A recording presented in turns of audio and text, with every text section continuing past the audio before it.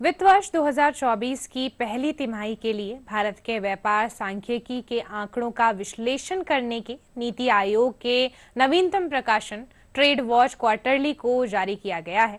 व्यापार संबंधी क्षेत्रों पर नजर रखने वाला यह प्रकाशन वैश्विक मांग, आपूर्ति परिप्रेक्ष्य, क्षेत्रीय प्रदर्शन और उभरते व्यापार अवसरों की अंतर्दृष्टि को समाहित करते हुए भारत की व्यापार स्थिति की समग्र तस्वीर प्रस्तुत करता है।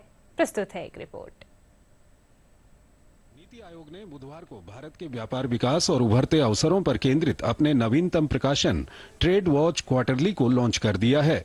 ट्रेड वॉच क्वार्टरली में कहा गया है कि 2024 की पहली छमाही में कुल व्यापार में 2023 की तुलना में 5.45% की साल दर साल वृद्धि हुई। वित्त वर्ष 2025 की पहली तिमाही में निर्यात 5.95% बढ़कर $110 बिलियन हो गया और आयात 8.40% बढ़कर $173 बिलियन हो गया, जिससे व्यापार असंतुलन बढ़ रहा है।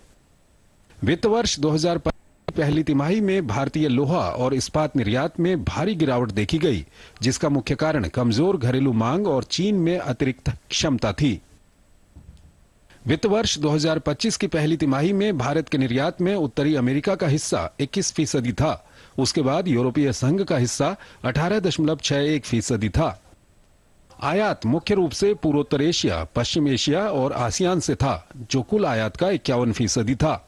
वित्त वर्ष 2025 की पहली तिमाही के दौरान एफटीए भागीदारों को निर्यात वृद्धि 12% पर उल्लेखनीय रूप से मजबूत थी, जबकि इन भागीदारों से आयात वृद्धि 10.29% थी। भारत 43 वस्तुओं में तुलनात्मक लाभ दिखाता है, वैश्विक आयात का 40% प्रतिनिधित्व करता है और व्यापारिक निर्यात का 68.2% हिस्सा है। वर्ष 2023 में 7 उभरती अर्थव्यवस्थाओं में खनिज, ईंधन और उत्पादों, प्राकृतिक और संवर्धित मोती और दवा उत्पादों में विश्व निर्यात में भारत की हिस्सेदारी अपने साथियों की तुलना में बेहतर थी। वैश्विक सेवा निर्यात में भारत की हिस्सेदारी दोगुनी से अधिक हो गई है, जो 2005 में 2% से 2023 में लगभग 4.6% तक पहुंच गई है। When it comes to the opportunities, I feel we need to explore or diversify markets. That 70% of world imports, there are products, those who constitute something like 70% in world imports, 4,500 products or so, there India's share is just 1%. Bharat को विश्व की 5वीं सबसे बड़ी अर्थव्यवस्था के रूप में स्थापित करने के लिए निर्यात को बढ़ावा देना, विदेशी निवेश को आकर्षित करना और तकनीकी नवाचार को बढ़ाने के लिए प्रयास करना जरूरी है।